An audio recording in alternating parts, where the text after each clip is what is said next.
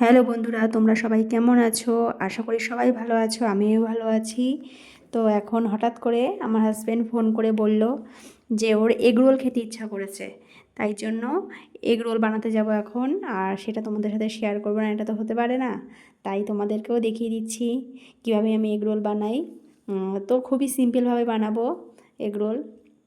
তো চলো, আজকে চিকেন নেই তাই চিকেন রোল আর বানাতে পারবো না, শুধু এগরোলই বানাবো। তো চলো তোমাদের সঙ্গে সেটা শেয়ার করব কিভাবে বানাই, চলো।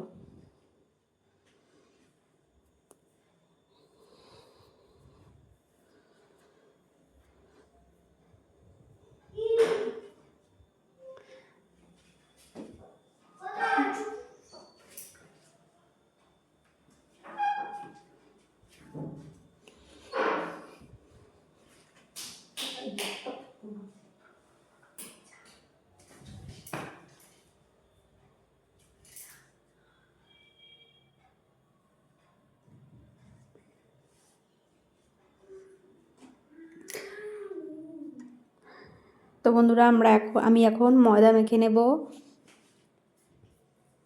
তো এই জন্য তো একটা গামলা নামিয়ে নিলাম। তো এখন ময়দা মাখবো, আর ময়দাটা নিয়ে আসি।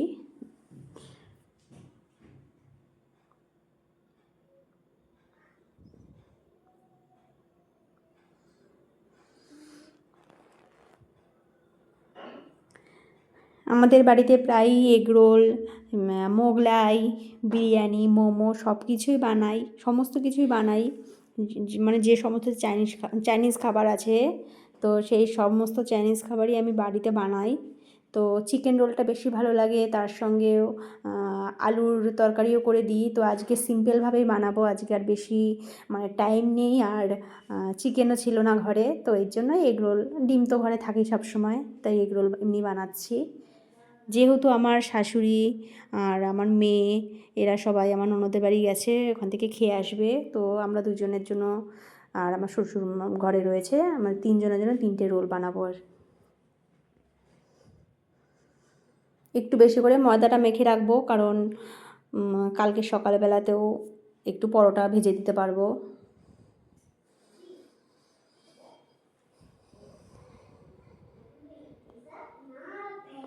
ময়দাটা নিয়ে নিচ্ছি।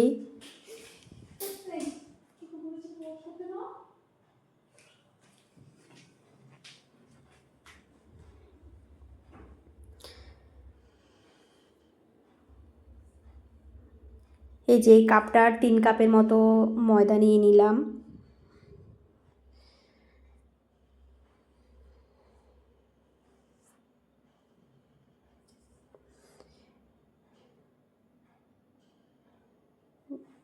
এই কাপটা 3 কাপের মতো ময়দা নিয়ে নিলাম। এবার সেটাকেই সমস্ত কিছু দিয়ে অল্প অল্প জল দিয়ে সুন্দর করে মেখে নেবো, নরম করে। একদম যেন ডোটা যেমন শক্তও না হয়, একদম নরমও না হয়, মিডিয়াম রাখতে হবে ডোটা। তাহলে কি সুন্দর যে পরোটাগুলো, যে এগরোলের যে পরোটাগুলো, ওগুলো শুধু সফট হবে, নরম হবে খেতে। নিয়ে নিয়েছি, এবার আন্দাজ মতো চিনি দিয়ে দেবো।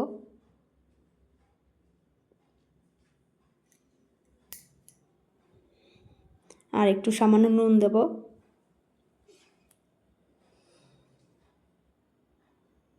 আর দিয়ে দেবো সাদা তেল। এবার ভালো করে মেখে নেবো এটা।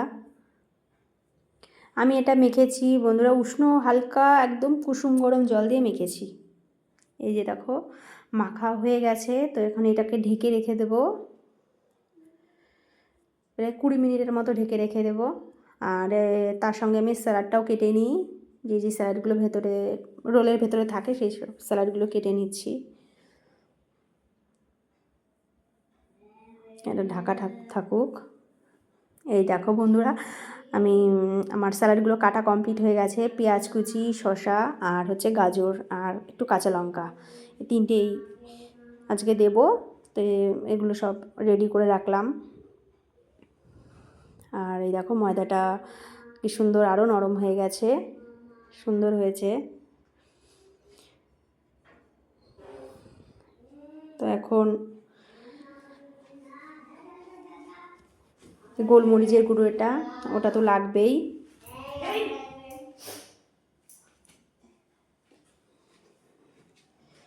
তো তোমাদের দাদাভাই দোকান থেকে চলে এসছে, আমি ময়দা মাখতে মাখতেই চলে এসছে এই যে। তো ওকে একটুখানি টিফিন দিয়ে দিই, এখন খাবে একটু মুড়ি আর একটু পেঁয়াজি ভেজেছিলাম, তো সেটাই দিয়ে দেবো। ওই আমি দিয়ে চলেও এসেছি, এসে এবার একার হাতে করছি তো ওই জন্য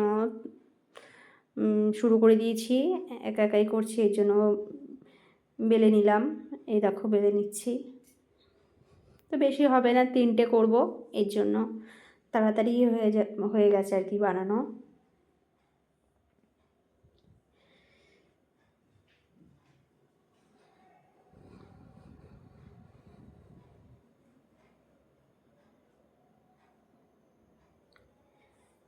ভালো করে ভেজে নেব, হালকা তেল দিয়ে একটু এপিট ওপিট ভালো করে চেপে নিয়ে তারপরে তেল দিয়ে আবার ভালো করে ভেজে নিয়েছি।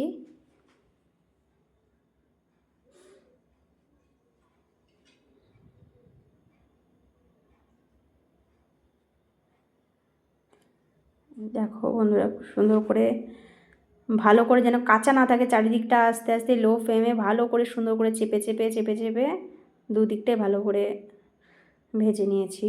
এবার ডিম দিয়ে দেবো, যে ডিমের মধ্যে সামান্য নুন দিলাম আর দেবো একটু গোলমরিচের গুঁড়ো দিয়ে ডিমটাকে ভালো করে ফেটিয়ে নিয়ে তারপরে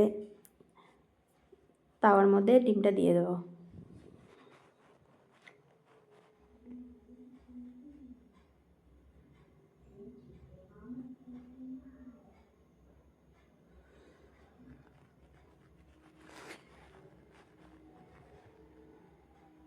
এরপরে পরোটাটা ওর মধ্যে উপর দিয়ে দেবো। অনেকেই করে পরোটার উপরে দিয়ে তারপরে দুই দিকটা ওরকম করে, তো ওরকম করলে চারিদিকটা ছিটে মানে চারিদিকটা পড়ে যায় ডিমটা, এই জন্য ডিমের ওপরটাই পরোটাটা আমি এরকমভাবে দিই, এটাই ভালো হয়।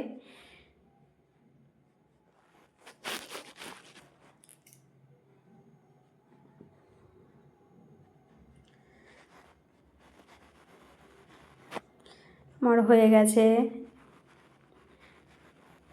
দেখো। এরপরে সমস্ত স্যালাড দিয়ে রোলটাকে তৈরি করে নেবো এবার। এই দেখো বন্ধুরা, শসা, পেঁয়াজ, গাজর, লঙ্কা সমস্ত কিছু দিয়ে দিয়েছি। এরপর একটু গোলমরিচের গুঁড়ো আর বিট নুন দেবো, একটু বিট নুন দিয়ে দিলাম আর দেবো গোলমরিচের গুঁড়ো। একটু ঝাল ঝাল না হলে ভালো লাগে না আমার, কাঁচা লঙ্কা তার সঙ্গে গোলমরিচের গুঁড়ো দুটো দিলেই সুন্দর একটু ঝাল ঝাল হয়, ভালো লাগে খেতে।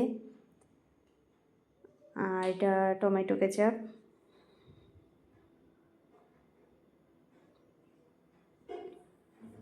দেখে মনে হচ্ছে সসটা অল্প দিয়ে অনেকটাই দেওয়া হয়েছে।